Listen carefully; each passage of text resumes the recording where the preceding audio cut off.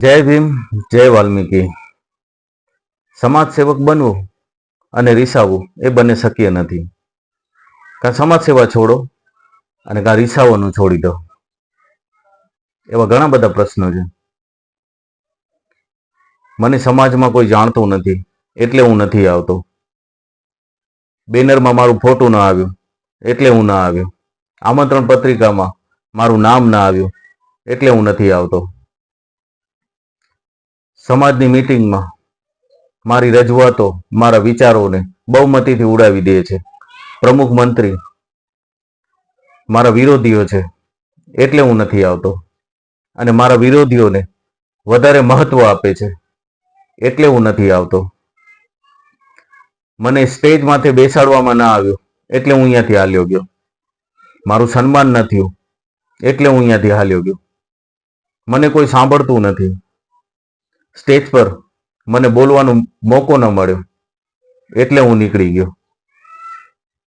મને કોઈ જાણતું નથી, મને કોઈ હોદ્દો ના આપ્યો એટલે હું નથી આવતો. એમ વગેરે વગેરે આવા બધા પ્રશ્નો છે. શું આ માટે જ આપણે સમાજ સેવક બન્યા છીએ? સમાજની સાચી સેવા આ તમામ બહાનાઓને એને ભોગ આપવું, અને જે ભોગ આપી શકે ને એ જ સાચો સમાજ સેવક છે. અને સમાજના કાર્ય એ સમાજના હિતને એ સર્વોપરી બનાવી જાણે ને, અને પોતાનો એ સંપૂર્ણપણે પોતે સમાજને સમર્પિત કરી શકે ને એ જ સાચો સમાજ સેવક છે. એટલે આવા બધા ઘણા પ્રશ્નો, ઘણા બહાનાઓ, ઘણા એવા અવગુણ ઉદ્ભવતા એવા વિચારો જો કોઈ સમાજ સેવકને અથવા આગેવાનોને આવે ને તો એનામાં સુધારો કરવો જોઈએ. અને આમાંથી કોઈ એક પણ અવગુણ પહેલા તો મારામાં આવે ને તો મારે એ સુધારો કરવો જોઈએ.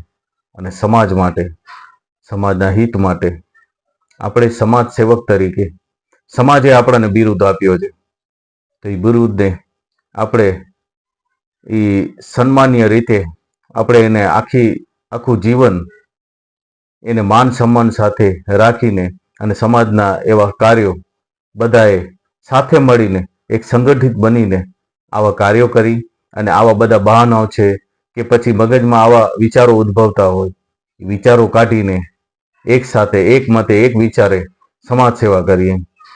બસ એટલું જ કહીશ. જય ભીમ, જય વાલ્મીકી.